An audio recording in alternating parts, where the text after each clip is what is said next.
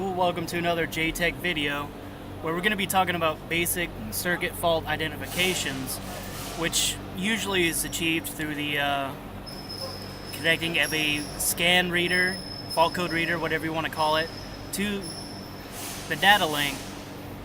Now there's a couple of different types of data links. One is a J1587 or 1708, and the other one was a 1939. Now, one easy way to tell the difference between them is obviously the age of the vehicle. 1939 was introduced in legislation in 2001, and obviously 1587 and 1708 was before that. See, right here we have a 1708, which is a 6-pin data link. Now, the 1939 is a 9-pin. That's right off the bat, you know which connector you're talking about. Now, using different types of scan tools is pretty easy. You match up different types of connectors. Obviously we have, like I said, a 6-pin here. And I have a pretty simple scan code reader so we can go through on it. Hopefully y'all can see that correctly. Sorry about that. Now, right here, go ahead and talking about which pin connector am I using, the 6 or the 9? Well, using a 9, click on that. And let's go ahead and tell me how many components I'm reading and how many fault codes those components will have. Now, if you're connected up and you don't have any fault codes whatsoever, a good thing to first check is make sure you have power to the vehicle and ECM, whether that's key on or what have you. Now, if you have power on, go ahead and view faults.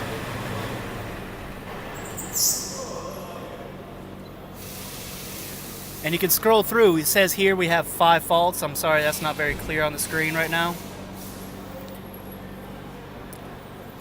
But it goes ahead and tells you which identification, the part identification number, then the fault identification number, and how many times this happened. Now we have a 136, which is identifying the brakes in the ABS. 023 is the ABS, and it gives the number 5, which right here is telling me warning, light bulb current below normal or open. So it's pretty simple right there. And then from that point on, you go ahead and start checking the subsystem itself. This is a simple reader, so can't do a whole lot with this one. Well, for the sake of time, I went ahead and to show you a different function of what a reader can do. I went ahead and got this Genesis, and to show you that you can actually read data streams, as in the history of what the truck has been doing, the distance, engine hour, engine speed, fuel use, such, all you can see right there. But one thing I want to mention is I am still on the 1708 6-pin connector, and the like I said earlier, the 2001, the 1939 replaced the 1708.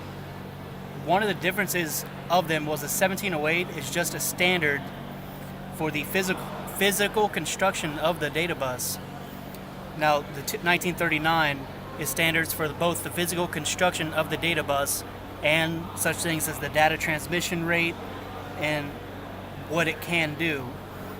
Now, one way, or the way it does all this is through multiplexing, both the 6-pin, 9-pin, the 1708 and the 1939 is multiplexing, which is a very basic concept. It's over one wire or pair of wires, it's sending data like Morse code, 1s or 0s, on or off. And the computer interprets that as different faults or just how the engines are running.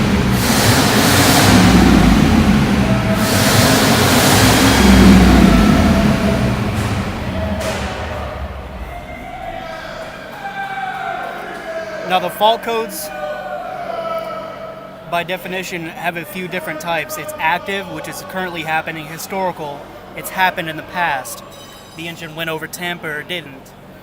Intermittent, sometimes it happens or sometimes it does, or incipient, which it could happen soon. And these things, it also helps you make sure the sensors themselves are working correctly. Now, during the 1939, one thing it also, by EPA legislation, has to start, there's 14 systems for the diesel and heavy-duty systems. That's fuel, the cold start emissions, EGR, exhaust gas reference, misfires, boost pressure, cooling, crankcase ventilation, the other comprehensive components, variable valve timing, after treatment of the exhaust, which includes the DPF, the NOx, trap or absorber, SCR, the diesel oxidation catalyst, and the exhaust gases themselves.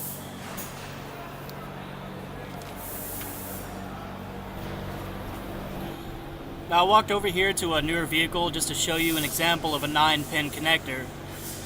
And as I mentioned earlier, one thing, if you aren't getting any data from your data link, first thing to check is make sure your vehicle has power on.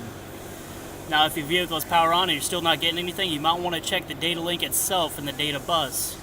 The way you do that is you take your digital multimeter or your ohm meter, whichever you have, and set it to read ohms. Disconnect the batteries and go across pin C and D, at least on the 9-pin connectors, and you should have a reading of around 60 ohms.